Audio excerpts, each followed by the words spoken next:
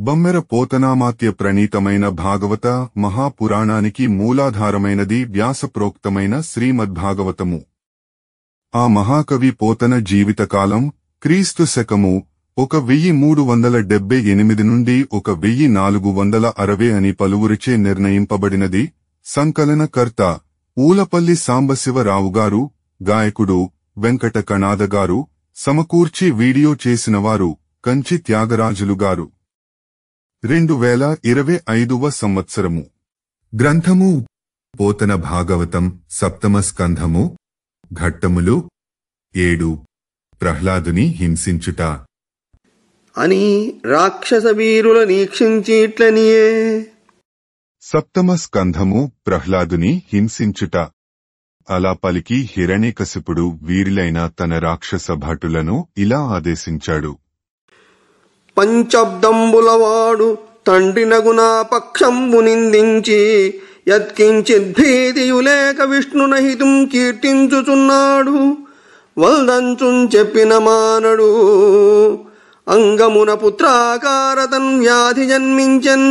వీని వధించి 2 ధనుజుల్ మిమీ పటుత్వంబులన్. రాక్షసులారా, వీడేమో ఇంతా చేసి 5 ఏండ్లవాడు. చూడండి, కన్న తండ్రిని నన్నే ఎదిరిస్తున్నాడు. నన్ను లెక్క చేయకుండా, నదురు బెదురు లేకుండా నా ఎదుటే శత్రువైన హరిని పొగడుతున్నాడు. వద్దురా కన్నా అని నచ్చజెప్పినా వినటం లేదు. నా శరీరంలో పుట్టిన వ్యాధిలా పుత్రరూపంలో పుట్టుకొని వచ్చాడు. అందుచేత మీరు ఈ ప్రహ్లాదుడిని తీసుకువెళ్లి వధించి రండి. మీ పరాక్రమాలు ప్రదర్శించండి అని ఆదేశించి ఇంకా ఇలా అన్నాడు. అంగవ్రాతములో చికిత్సకుడు దుష్టంగంబు ఖండించి శేషాంగ శ్రేణికి రక్షసేయుక్రియ. ఈ అజ్ఞుం కులద్రోహి దుస్సంగుం కేశవ పక్షపాతినధముం చంపించి వీరో వీరవ్రతోత్తుంగ ఖ్యాతి చరించదన్. కులము నిర్దోషంబు కావించదన్. ఈ చెడు త్రోవ పట్టిన కులద్రోహి, శత్రుపక్షపాతి, మూర్ఖుడు అయిన ప్రహ్లాదుడు మన దానవ వంశంలో పుట్టిన దుష్టాంగం. వ్యాధి బారిన పడిన దుష్ట అవయవాన్ని ఖండించి శస్త్రవైద్యుడు దేహంలోని మిగిలిన అవయవాలకు ఆరోగ్యం కలిగించి రక్షిస్తాడు. అలాగే ఇతనిని చంపించి కులానికి మచ్చ లేకుండా చేస్తాను.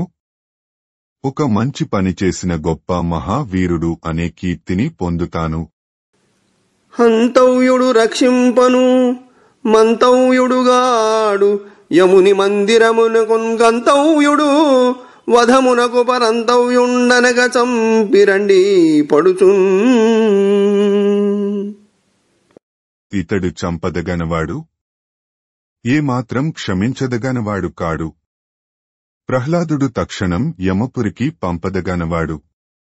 తప్పులు మన్నించుకండి, జాలిపడి విడిచిపెట్టకుండా వధించి రండి అని దానవేంద్రుండానదిచ్చిన వాడి కోరలు గల రక్కసులు పెక్కండ్రుశూల హస్తులై వక్త్రంబులు తెరచుకొని యుబ్బి బొబ్బలిడుచు ధూమ సహిత దావదహనం మృంబోలే తామ్ర సంకాశంబులైన కేశంబులు మెరయ భేదన వాదన ఛేదనంబులు సేయుచూ. ఇలా ప్రహ్లాదుడిని చంపమని దానవేంద్రుడు ఆజ్ఞాపించాడు. విరబోసుకున్న ఎర్రటి జుట్టుతో, వాళ్లు పొగతో వికృతంగా ఉన్న కార్చిచ్చు మంటలు లాగా ఉన్నారు. అలాంటి భీకర ఆకారాలు గల ఆ రాక్షసులు వచ్చి ఆ బాలుడిని తిట్టండి, కొట్టండి అని కేకలు పెడుతూ, బాలుడు రాచబిడ్డడు, కృపాళుడు, సాధుడు, లోకమాన్య సంశీలుడు, వీడవధ్యుడని చిక్కక శృక్కక క్రూరచిత్తులై శూలములంతదంగముల సుస్థిరులై ప్రహరించిరి. ఉగ్రవాచారతనందరున్ దివిజయ శత్రుడు వల్దనడయ్య భువరా.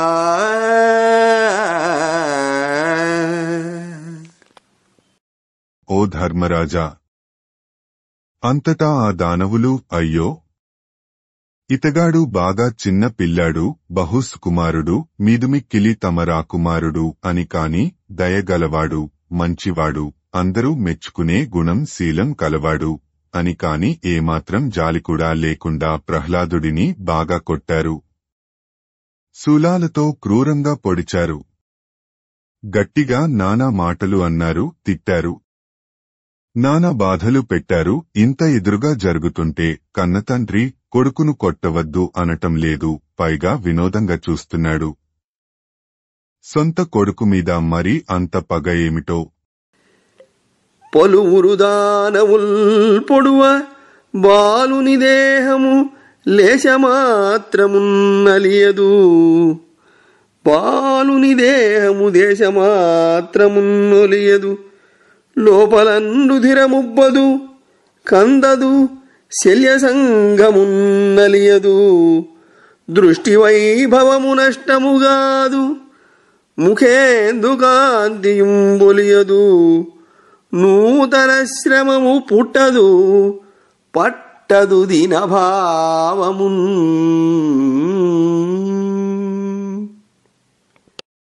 అదేం విచిత్రము కాని అంతమంది పెద్ద పెద్ద రాక్షసులు ఇలా ఆ ఒక్క బాలుడి మీద పడి శక్తి మీర పొడుస్తుంటే ప్రహ్లాదుడి శరీరం అసలు ఏమాత్రం కందనే కందలేదు.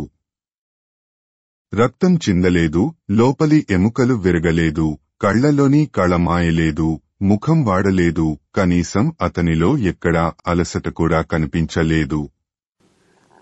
తన్ను నిశాచరుల్ పొడువ దైత్యకుమారుడు మాటి మాటి గోపన్నగశాయి. ఓ ధనుజ భంజన, ఓ జగదీశ, ఓ మహాపన్న శరణ్య, ఓ నిఖిల పావనయంచును తించుగాని తా కన్నుల నీరుదేడు భయకంప సమేతుడుగాడు భువరా. ఓ ధర్మరాజా, ఇలా రాక్షసులు తనను ఎంత క్రుమ్మినా ప్రహ్లాదుడు మాటిమాటికి ఓ శేషసేన, ఓ రాక్షసాంతక, ఓ లోకనాయక, ఓ దీనరక్షకర, ఓ సర్వపవిత్ర అని రకరకాలుగా భగవంతుణ్ణి ప్రార్థిస్తున్నాడు తప్పించి కన్నీళ్లు పెట్టటం లేదు, ఏమాత్రం భయపడటం లేదు, కనీసం జంకటం లేదు. పారడు లేచి దిక్కులకు బాహువులొడ్డడు, బంధురాజిలో దూరడు. ఘోర కృత్యమని దూరడు తండ్రిని, మిత్రవర్గముంజీరడు. మాతృసంఘము వసించు సువర్ణ గృహంబులోని కిందారడు. కావరేయనడు, తాపమునొందడు, కంటగింపడు.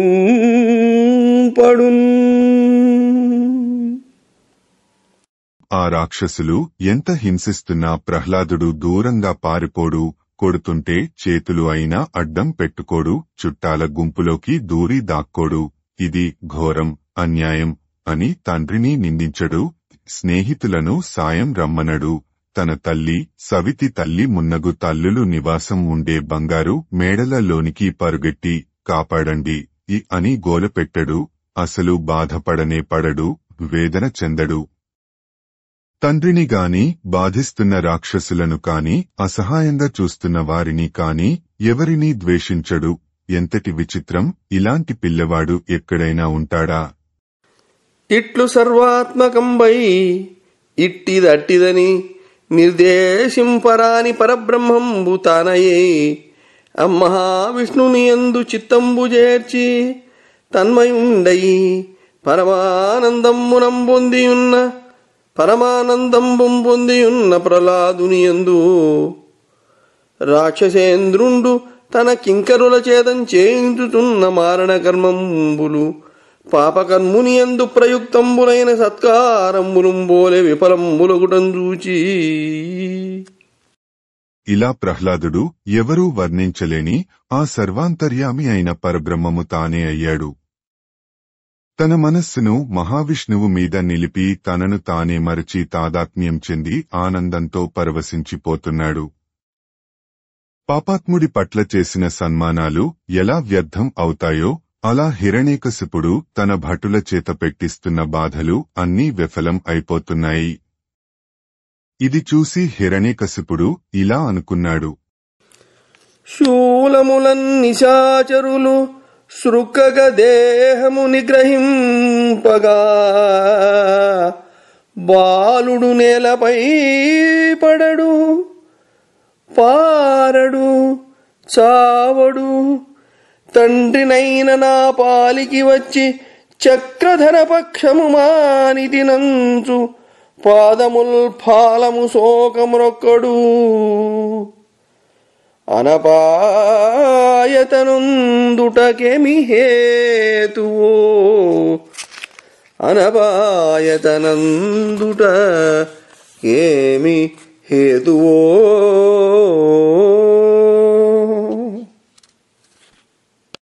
ఇంత వీడు ఇంతమంది రాక్షసులు పగతో పట్టుదలతో బరిసెలతో పొడుస్తుంటే బాధలు భరించలేక క్రింద పడి దొర్లడు, పోని పారిపోడు, చచ్చిపోతున్నా బాబోయ్ అనడు.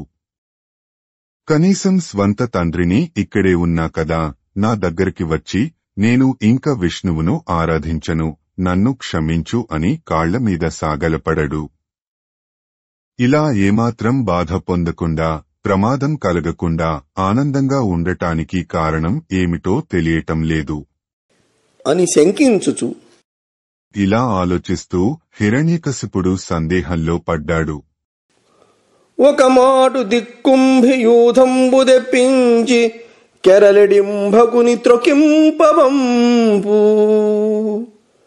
ఒక మాటు విషభీకరోరగ శ్రేణుల కడువడి నర్భకు కరవంపు, ఒక మాటు హేతి సంఘోగ్రాననములోన విసరి కుమారుని వేయవంపు, ఒక మాటు కూలంకషోల్లోల జలధిలో మొతించి శావకు ముంపవంపు, విషము వెట్ట పంపు విదళింపగా పంపు, దొడ్డ కొండ చరుల త్రోయ పంపు, పట్టిగట్ట వంపు బాధింపగా పంపు, బాలుగినిసి ధనుజపాలుడధిప. ధర్మరాజా, ఆ రాక్షసరాజుకి అనుమానంతో పాటు మరింత కోపం పెరిగిపోయింది. ఒకసారి దిగ్గజాలలాంటి మదించిన ఏనుగులను తెప్పించి తన కొడుకును క్రింద పడేసి తొక్కించమని పంపాడు. ఇంకోసారి అతి భీకరమైన అనేక పెద్ద విషసర్పాల చేత గట్టిగా కరిపించమని పంపించాడు. ఈ మరోసారి ఆ పిల్లవాడిని భగభగ ఉగ్రంగా మంటలతో మండుతున్న అగ్నిగుండాలలో పడేయండి అన్నాడు. ఇంకోమాటు ఆ చిన్న పిల్లవాడిని పట్టుకొని బాగా చితగ్గొట్టి నడిసముద్రంలో ముంచేసి రండని చెప్పాడు. విషం పెట్టి చంపేమన్నాడు, కత్తితో నరికేయమన్నాడు, ఎత్తైన కొండ శిఖరాల మీద నుంచి క్రింద లోయలలోకి తోసేయమన్నాడు, కదలకుండా కట్టిపడేయమన్నాడు. అలా ఆ హిరణ్యకశిపుడు ప్రహ్లాదుడికి రకరకాల చిత్రహింసలు పెట్టించాడు. ఒకవేళ నభిచార హోమంబు చేయించు, ఒకవేళ నెండల నుండ పంచు, ఒకవేళ వానలను పహతి నొందించు, ఒకవేళ రంధ్రంబులు కబట్టు, ఒకవేళ తన మాయనొదవించి బెగడించు, ఒకవేళ మంచున నుంటి నిలుపు, ఒకవేళ పెనుగాలి కున్ముఖుగా వించు, ఒకవేళ పాతించు రుయందు, నీరమన్నంబునిడ నీక నిగ్రహించు, కశల నడిపించు రువించు గండశిలల గదల వేయించు ఘనశరముల కొడుకునొకవేళ అమరారి క్రోధియగుచూ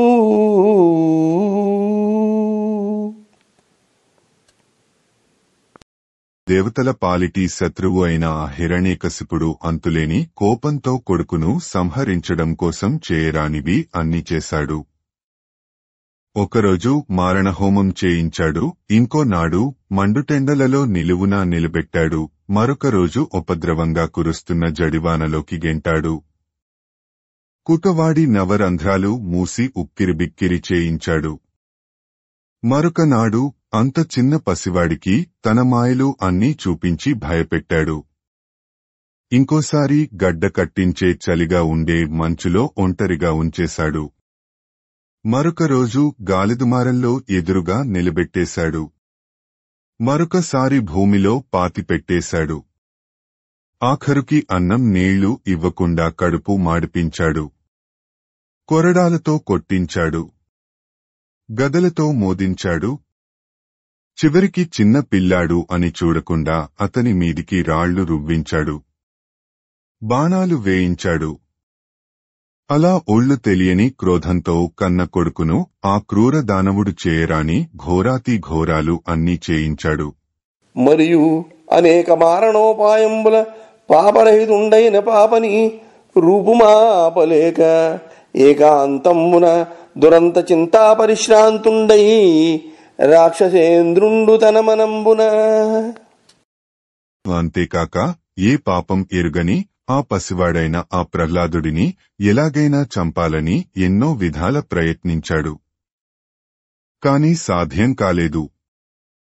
ఆ దానవ చక్రవర్తి హిరణ్యకశిపుడు మనసంతా నిండిన అంతులేని దిగులుతో ఇలా ఆలోచించసాగాడు. ముంచితి వార్థులన్ గదల మొత్తిది శైల తటంబులందు ద్రొపించితి శస్త్రరాజి పొడి పెంచితి మీద నిభేంద్ర పంక్తి రొప్పించితి ధిక్కరించితి శపించితి ఘోరదవగ్నులందు త్రోయించితి పెక్కుపాట్ల నలయించితి చావడిదేమి చిత్రమో.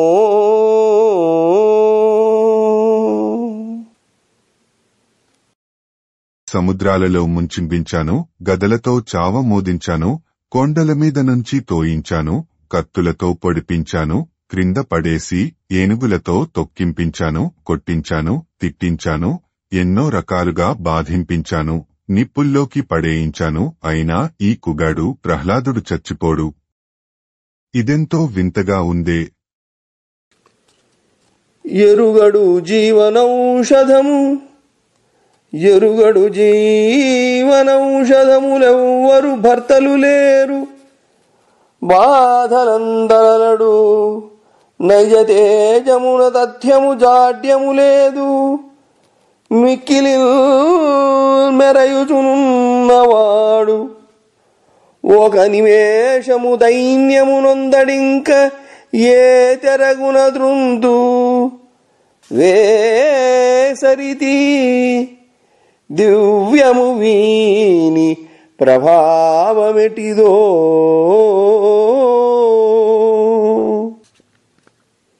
మరణం లేని మందులు, అమృతం ఏమైనా తాగాడు అనుకుందామంటే అలాంటివి వీడికి తెలియదు కదా. పోనీ ఎవరైనా కాపాడుతున్నారా అంటే అలాంటివారు ఎవరూ లేరు. నిశ్చయంగా స్వభావసిద్ధంగానే వీనికి జాడ్యాలు అంటవేమో. బాధలు ఎన్ని పెట్టినా దేహ కాంతి తగ్గటం లేదు. ఏ నిమిషం దీనత్వం పొందడు. ఇంకా ఈ ప్రహ్లాదుడిని ఎలా చంపాలి? ఎలాగో తెలియక విసుగొస్తోంది. ఇంతటి వీడి శక్తి చూస్తే ఇదేదో దివ్యమైన ప్రభావంలా అనిపిస్తోంది.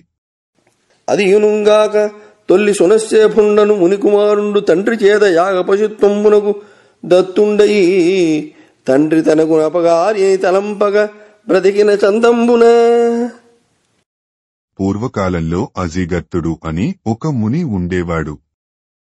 సునస్సేపుడు అతని నడిమి కొడుకు. ఆ తండ్రి ధనం కోసం తన నడిమి కొడుకును యాగ పశువుగా ఇచ్చేశాడట. అయినా కూడా ఆ బాలుడు తండ్రిని అపకారిగా భావించకుండా అపకారిగానే భావించి జీవించి ఉన్నాడట. అలాగే నా కొడుకు ప్రహ్లాదుడు కూడా ఉన్నాడే. ఆగ్రహముననే చేసిన నిగ్రహములు పరులతోడనెరినొకనాడు విగ్రహములను చుమరుగణనుగ్రహములుగా స్మరించు నొవ్వడు మదిలో.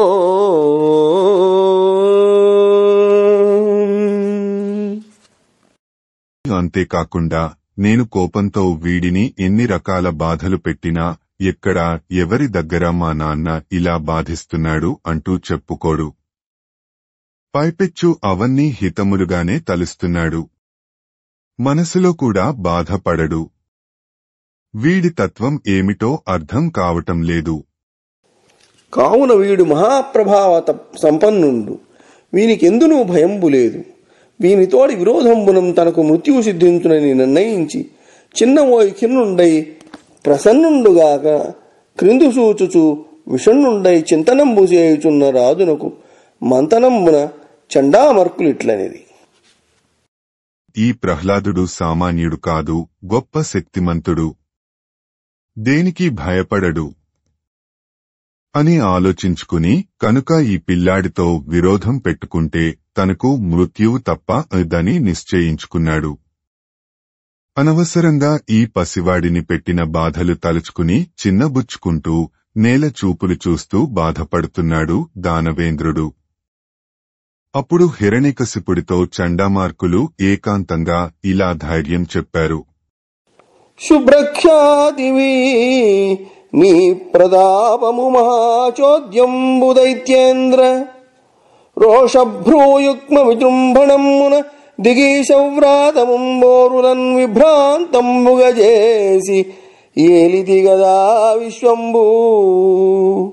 వీడెంత ఈదభ్రోక్తుల్ గుణదోషహేతువులు చింతం వంద నీకేటికిన్. ఓ రాక్షసేంద్ర, నీవు నిర్మలమైన కీర్తిశాలివి. నీ ప్రతాపం అత్యద్భుతమైనది. నీవు యుద్ధంలో ఒక మాటు కనుబొమ్మలు కోపంతో చిట్లిస్తే చాలు దిక్పాలకులు సైతం భయపడిపోతారు. ఇలా ప్రపంచం అంతా ఏకఛత్రాధిపత్యంగా ఏలావు. అంతటి నీకు పసివాడు అనగా ఎంత? ఈ మాత్రానికే ఎందుకు విచారపడతావు? ఇంతకు ఇతడు పలికే తెలిసి తెలియని మాటలకు నువ్వు దిగులు పడటం దేనికి? వక్రుండైన జనుండు వృద్ధ గురు సేవంజేసి మేధానయోపక్రాంతిన్ విలసిల్లు మీదట వయప్పాకంబుతో బాలకున్ శక్రద్వేషణ బధు చేయుచు మదించాలింపు మీ రోషమున్. శుక్రాచార్యులు వచ్చునంతకితడున్ సుశ్రీయుతుండయడున్. రాక్షసరాజా, ఎంతటి వంకర బుద్ధితో అల్లర్చిల్లరగా తిరిగేవాడు అయినా పెద్దలు గురువులు దగ్గర కొన్నాళ్లు సేవ చేసి జ్ఞానం సంపాదించి బుద్ధిమంతుడు అవుతాడు కదా. ఆ తరువాత మన ప్రహ్లాదుడికి వయసు వస్తుంది. వయసుతో పాటు ఇంద్రుడి మీద విరోధం పెరిగేలా బోధించవచ్చు. ఇప్పుడు కోప్పడవద్దు. గురుదేవులు శుక్రాచార్యులు వారు వచ్చే లోపల మంచి గుణవంతుడు అవుతాడు. ఆ పైన ఆయన పూర్తిగా దారిలో పెడతారు అని గురుపుత్రులు పలికిన రాక్షసేశ్వరుండు గృహస్థులైన రాజులకు ఉపదేశింపదగిన ధర్మార్థ కామంబులు ప్రహ్లాదులకు ఉపదేశింపుండని అనుజ్ఞ చేసిన వారు అతనికి త్రివర్గంబును ఉపదేశించిన అతడు రాగద్వేషంబుల చేత విషయాసక్తులైన వారలకు గ్రాహ్యంబులైన ధర్మార్థ కామంబులు తనకు అగ్రాహ్యంబుల నీను వ్యవహార ప్రసిద్ధి కొరగైన భేదంబుగాని ఆత్మభేదంబులేద నీను అనర్థంబులయందర్థకల్పన చేయుట దిగ్భ్రమం మరియును నిశ్చయించి గురూపదిష్ట శాస్త్రములు మంచివని తలంపక గురువులు తమ గృహస్థ కర్మానుష్ఠానములకు పోయిన సమయంబున. ఇలా శుక్రుని కొడుకులు బోధించి చెప్పటంతో ఆ దానవ చక్రవర్తి శాంతించాడు. వివాహమైన క్షత్రియులు నేర్వదగిన ధర్మ అర్థ కామములను ప్రహ్లాదుడికి నేర్పండి అని ఆదేశించాడు. గురువులు చండామార్కులు ఆ విధంగానే చెప్పసాగారు. కాని నానా విధాలైన కోరికలు కలవారికి ఈ ధర్మశాస్త్రం, అర్థశాస్త్రం, కామశాస్త్రం కావాలి. కనుక ఈ గురువులు చెప్పే పాఠాలు మంచివి కావు. లోక వ్యవహారం కోసమే ఈ తేడాలు తప్ప ఆత్మకు మాత్రం ఏ మార్పులు లేవు. ప్రయోజనం లేని వీటి గురించి ఏదో ప్రయోజనం ఉంది అనుకోవడం భ్రాంతి మాత్రమే. అని ప్రహ్లాదుడు నిశ్చయం చేసుకున్నాడు. గురువులు తమ గృహకృత్యాలు, జపాలు, తపాలు మున్నగు నిత్యకృత్యాలు కోసం వెళ్లే సమయం గమనించాడు. ఆటలకు తన్ను రమ్మని పాటించిని శాటసుతులు భాషించిన దోషాటకులేంద్ర కుమారుడు పాటవమున వారి జేరి ప్రజ్ఞాన్వితుడై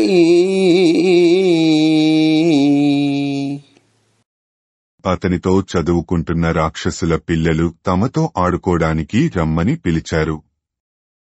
అప్పుడు దోషాచారులు దానవుల చక్రవర్తి కుమారుడు మంచి ప్రజ్ఞానిధి అయిన ప్రహ్లాదుడు వారితో చేరి నేర్పుగా ఇలా చెప్పసాగాడు.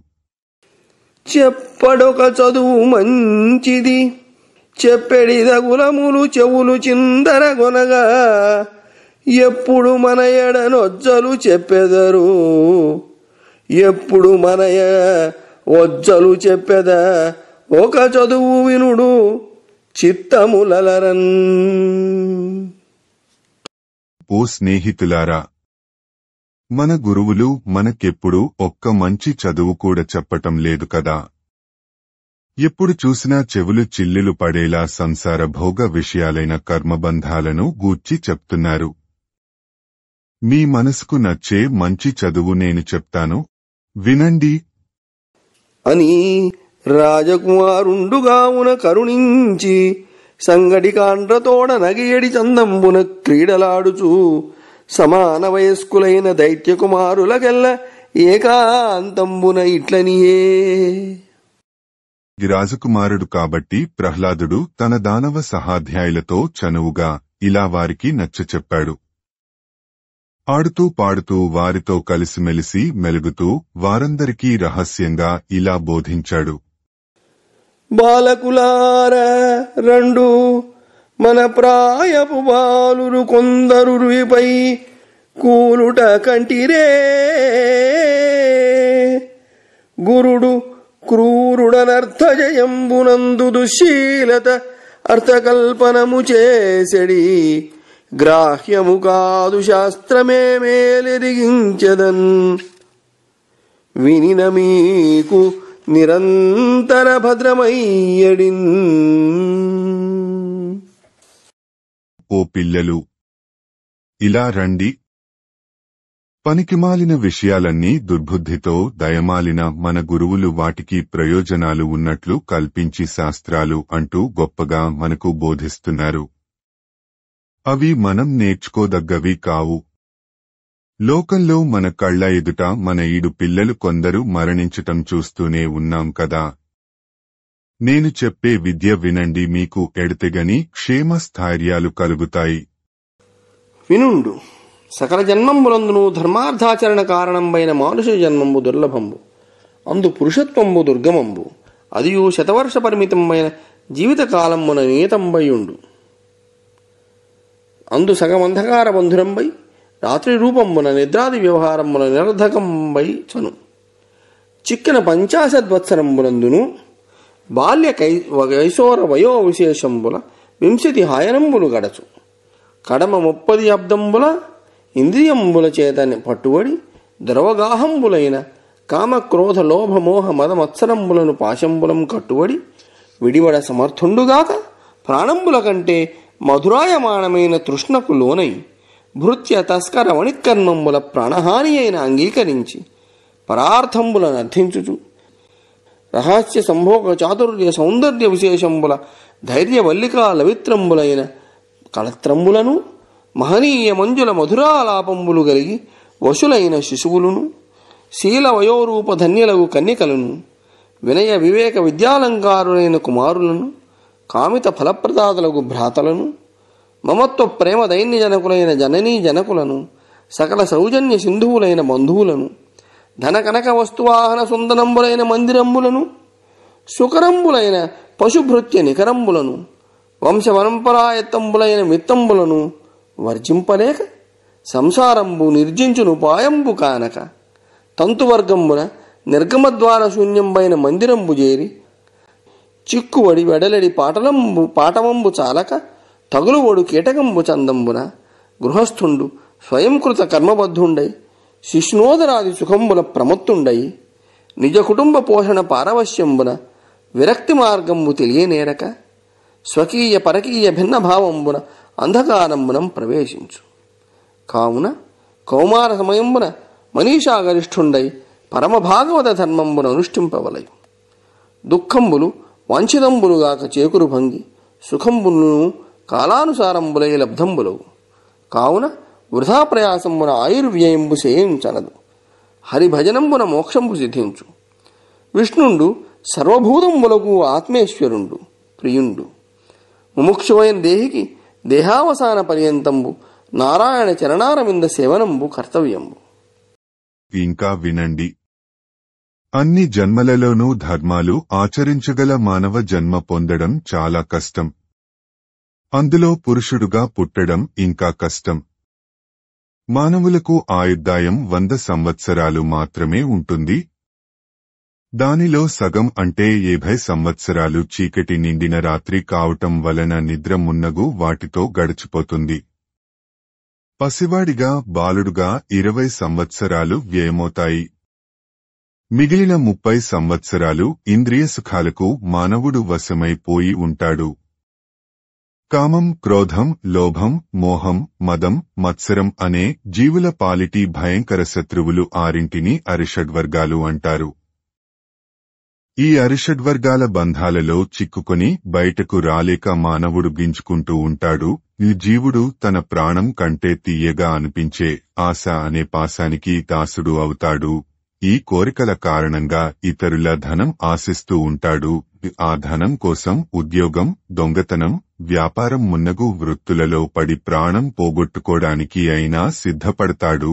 అక్రమ సంబంధం, సౌఖ్యం పొందే చాతుర్యం, విశేషమైన అందాలు కోరుకుంటాడు.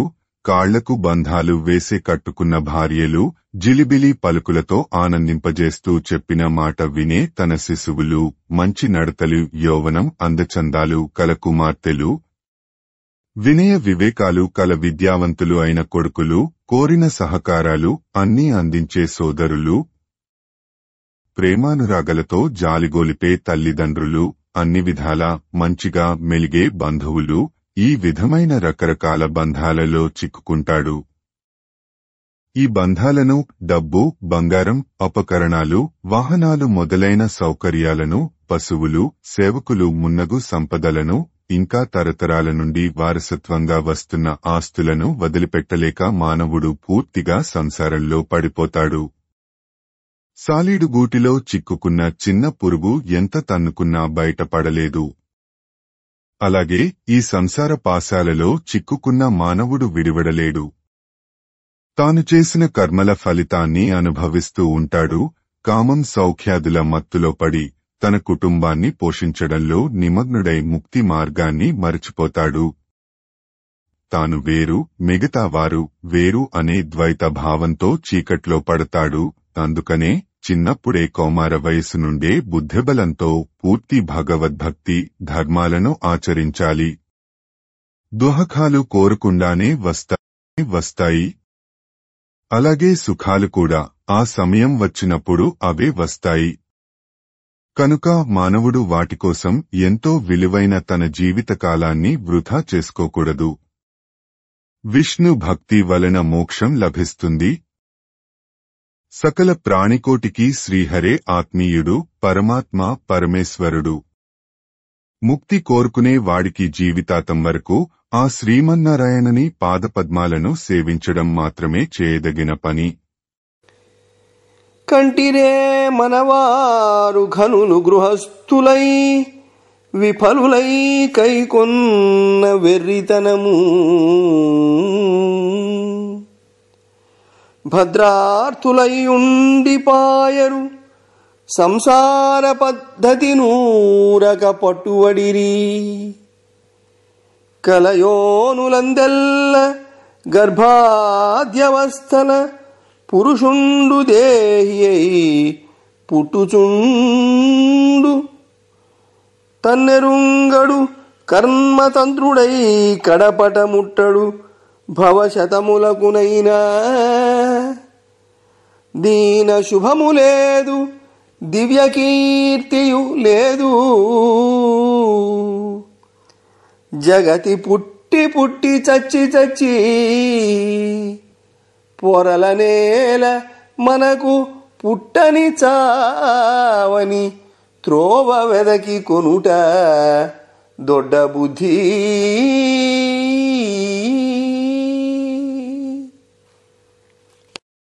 మీరు చూస్తూనే ఉన్నారు కదా, మనవారు అందరూ బలదర్ప సంపన్నులు అయిన గొప్పవారే. కాని పెళ్ళిళ్లు చేసుకుని గృహస్థులై వెడితనం విడిచిపెట్టరు. ఆనందం కోరుకుంటారు కాని సంసారం అనే ఊబిలో ఊరికే కూరుకుపోతారు. పునర్జన్మలు అనేకం పొందుతూ రకరకాల స్త్రీల గర్భాలలో పడి నానా అవస్థలు పడుతూ పుడుతూ చస్తుంటారు. వందల కొద్దీ జన్మలెత్తిన ఈ కర్మబంధాలలో నుండి విముక్తి పొందలేడు. ఈ బాధలు అన్నీ మనకెందుకు? అసలు పుట్టుక అనేది, చావు అనేది లేని మంచి దారి వెతుక్కోవటం తెలివైన పని కదా. హాలాపాన విజృంభమాణ మదగర్వాతీత దేహోల్ల సద్బాలాలోకన శృంఖలా నిచయ సంబద్ధాత్ముడై లేశమున్ వేలా నిస్సరణంబుగానక మహావిద్వాంసుడున్ కామినీ హేళాకృష్టకురంగ శాబకమగున్ హీనస్థితిన్ వింటిరే.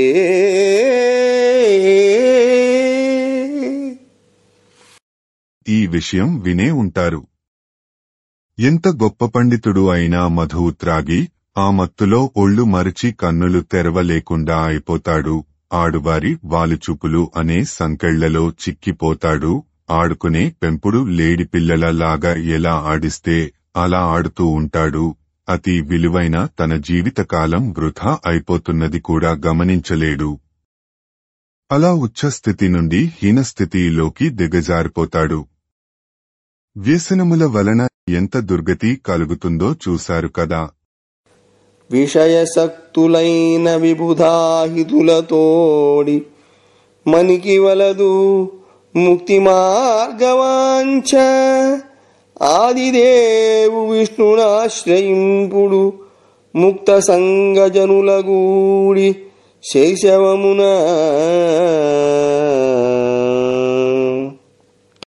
కోరికలలో కూరుకుపోయేవారు, జ్ఞానులకు నచ్చని వారు అయిన ఈ రాక్షస గురువులు మన క్షేమం కోరేవారు కాదు. వారితో స్నేహం మనకి వద్దు. ఈ చిన్న వయసులోనే మోక్షమార్గం కోరుకోండి. దానికోసం ముక్తి మార్గంలో పయనించే మంచి వారితో స్నేహం చేస్తూ ఆది దేవుడు అయిన విష్ణుమూర్తిని ఆశ్రయించండి. కావున విషయంబుల చిక్కువడిన రక్కసులకు హరిభజనంబు శక్యంబుగాదు. రమ్యమయ్యును బహుతర ప్రయాసగమ్యమని తలంచిదిరేని చెప్పెదా.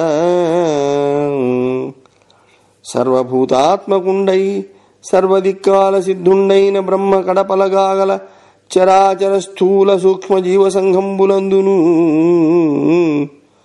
అంభో వాయు కుంభినీ గగన తేజంబులనియడు మహాభూతంబులందును భూత వికారంబులైన ఘటపటాదులందును గుణసామ్యంబైన ప్రధానమందును గుణ వ్యతికరంబైన మహత్తత్వాదియందును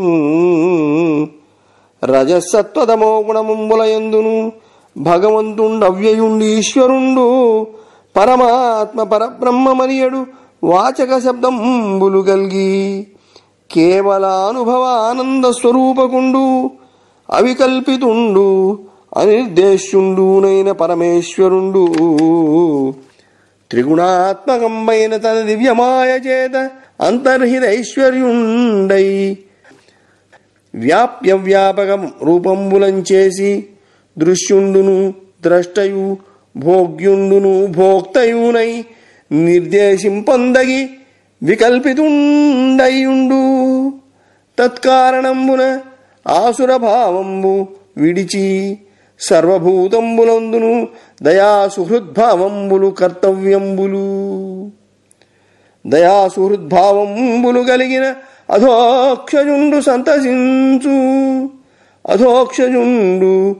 సంతసించి అనంతుండాద్యుండు హరి సంతసించిన అలభ్యం వెయ్యదియూ లేదు జనార్దన చరణ సరసీరుహయుగళ స్మరణ సుధారస పాన పరవశులమైతిమేని మనకు దైవవశంబున అకాంక్షితంబులై సిద్ధించు ధర్మార్థ కామంబులును కాంక్షితంబై సిద్ధించు మోక్షంబును ఏల త్రివర్గంబును ఆత్మవిద్యయం తర్కదండనీది జీవికాదులన్నీయును త్రైగుణ్య విషంబులైన వేదంబుల వలనం ప్రతిపాద్యంబులు నిస్త్రైగుణ్య లక్షణంబునం పరమపురుషుండైన హరికి ఆత్మసమర్పణంబు చేయుట మేలు పరమాత్మ తత్వజ్ఞానోదయంబునం చేసి స్వపరభ్రాంతి చేయక పురుషుండు యోగావధూతత్వంబున ఆత్మవికల్ప భేదంబునం కలలోకన్న విశేషంబుల భంగి తథ్యంబనక మిథ్యయని తలంచు అని మరియు ప్రహ్లాదుండిట్లనియే. స్నేహితులారా, అందుకే ఇంద్రియాలకు చెందిన విషయాలు అయిన కోరికలలో కామంలో చిక్కుకున్న రాక్షసులకు విష్ణుభక్తి అలవడదు. ఈ భక్తి మార్గం చాలా బావుంది కాని చాలా ప్రయాసపడాలి అనుకోకండి. అలా కాదు, చెప్తాను వినండి. ప్రాణులు అందరిలోనూ దిక్కులు అన్నిటిలోనూ భగవంతుడు ఉన్నాడు. పరబ్రహ్మ పరాకాష్ఠగా ఉన్న ఈ లోకంలో చరాచర జీవాలు, కంటికి కనిపించనంత చిన్నవాటి నుండి పెద్ద జంతువులు వరకు సమస్తం, ఆకాశం, భూమి, నీరు, గాలి, అగ్ని అనే పంచభూతాలు, వీటిలో నుంచి పుట్టిన కుండ, గుడ్డ వంటి సమస్తమైన వస్తువులు అన్నిటిలోనూ ఆ భగవంతుడు ఉన్నాడు. గుణాలతో నిండి ఉన్న మూల ప్రకృతిలోనూ, త్రిగుణాలకు అతీతమైన మహత్తత్వంలోనూ, రజోగుణం, సత్వగుణం, తమోగుణం అనే త్రిగుణాలులోనూ దేవుడు ఉన్నాడు. ఆయననే భగవంతుడు అని, అవ్యయుడు అని, ఈశ్వరుడు అని, పరమాత్మ అని, పరబ్రహ్మ అని రకరకాలుగా చెప్తారు. ఆనంద స్వరూపుడు అయిన ఆ ప్రభువు కేవలం అనుభవం చేత మాత్రమే తెలుసుకోగలం.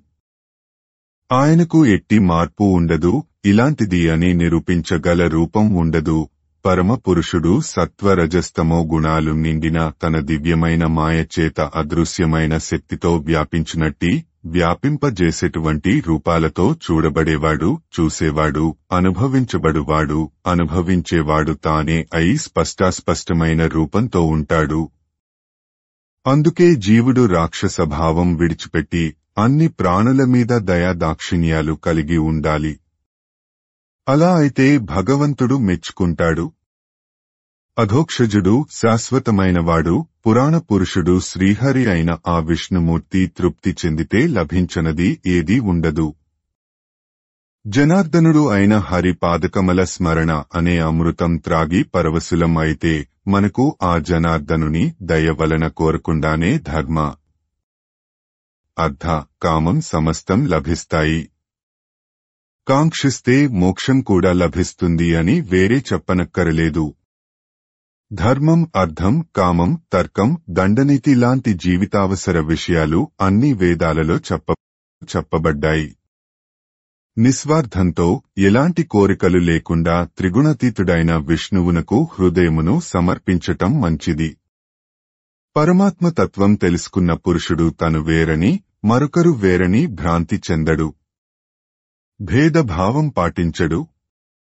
అటువంటి వ్యక్తి మహాయోగి ఆత్మతత్వం గ్రహిస్తాడు. కలలో విషయాలు ఎలా నిజం కావో అలాగే ఈ లోకం కూడా నిజం కాదని తెలుసుకుంటాడు అని చెప్పి ప్రహ్లాదుడు ఇంకా ఇలా అన్నాడు. నరుడున్ తానును మైత్రితో మెలగుచున్నారాయణుండంతయున్ వరుసన్ నారద సంయమీశ్వరునకున్ వ్యాఖ్యానముంజేసే మున్ హరిభక్తాంగ్రి పరాగ శుద్ధదనులే కాంతుల్ మహాకించనుల్ పరతత్వజ్ఞులుగాని నేరరు మదిన్ భావింపరి జ్ఞానమున్.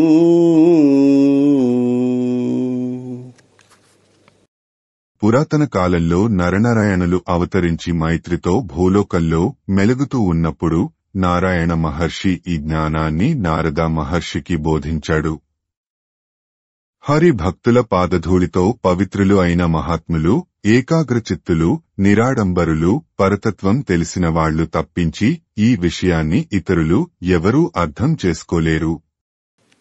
తొల్లి నేను దివ్యదృష్టిగల నారద మహాముని వలన సవిశేషంబైన ఈ జ్ఞానంబును పరమ భాగవత ధర్మంబును వింటిననిన వెరగుపడి దైత్య బాలకులడ్డం అద్దనుజరాజకుమారునకిట్లనిరి.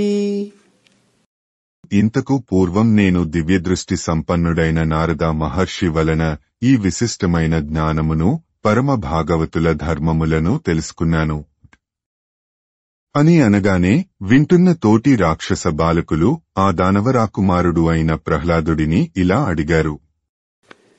మంటిమి కూడి భార్గవ కుమారకులొద్దననేక శాస్త్రముల్ వింటిమి లేడు సద్గురుడు వేరొకడెన్నడు రాజశాల ముక్కంటికి నైన రాదు సొరగా వెలికించనరాదు నీకు నిష్కంటక వృత్తినెవ్వడు ప్రగల్భుడు చెప్పే గుణాఢ్య చెప్పుమా. ఓ సుగుణశీల ప్రహ్లాద, మనం అందరం ఇక్కడే పుట్టి ఇక్కడే కలిసి పెరిగాం. భర్గుని వంశస్థులు శుక్రాచార్యుని కుమారులు చండామార్కులు వద్ద కలిసి అనేక శాస్త్రాలు చదువుకున్నాం. మరొక గొప్ప గురువు ఎవరిని మనం ఎరగం. పైగా నువ్వు రాకుమారుడువు, చండశాసనుడు అయిన మన మహారాజా అనుమతి లేకుండా అంతఃపురములోనికి ఫాలాక్షుడు కూడా ప్రవేశించలేడు, బయటకు పోలేడు. అలాంటప్పుడు ఏ అడ్డు ఆపు లేకుండా నీకు ఈ విషయాలు అన్నీ ఏ మహానుభావుడు చెప్పాడు? అన్నీ వివరంగా చెప్పు. సేవింతుము నిన్నెప్పుడు భావింతుము రాజవనుచు బహుమానములం కావింతుము తెలియును నీకీ వింతమతి ప్రకాశమే క్రియ కలిగెన్. ప్రహ్లాద, మేము ఇప్పుడు నీతోటే ఉంటాము. నువ్వే మా రాజువని రకరకాలుగా గౌరవిస్తూనే ఉంటాము. కాని నీ వింతటి మహనీయుడవు అని ఇప్పటిదాకా మాకు తెలియదు. ఈ విచిత్రమైన జ్ఞానం నీకు ఎలా లభించింది? వివరంగా చెప్పు అని ఇట్లు దైత్యనందనులు తన్నడిగిన పరమ భాగవత కులాలంకారుండైన ప్రహ్లాదుండునగి తనకు పూర్వంబు వినంబడిన నారదు మాటలు తలంచి ఇట్లనియే. ఇలా తన సహాధ్యాయులైన దానవ బాలకులు అడుగగా పరమ భాగవతుడు మహాభక్తుడు అయిన ప్రహ్లాదుడు నవ్వి ఇంతకు పూర్వం నారదుని ద్వారా తాను విన్న తత్వం గుర్తుకు తెచ్చుకుని ఇలా చెప్పాడు. బమ్మెర పోతనామాత్య ప్రణీతమైన భాగవత మహాపురాణానికి మూలాధారమైనది వ్యాసప్రోక్తమైన శ్రీమద్భాగవతము. ఆ మహాకవి పోతన జీవితకాలం క్రీస్తు శకము 1378 నుండి 1460 అని పలువురిచే నిర్ణయింపబడినది. సంకలనకర్త ఊలపల్లి సాంబశివరావు గారు, గాయకుడు వెంకట కణాద గారు, సమకూర్చి వీడియో చేసినవారు కంచి త్యాగరాజులు గారు. 2025వ సంవత్సరము. గ్రంథము పోతన భాగవతం, సప్తమ స్కంధము. ఘట్టములు 7. ప్రహ్లాదుని హింసించుట.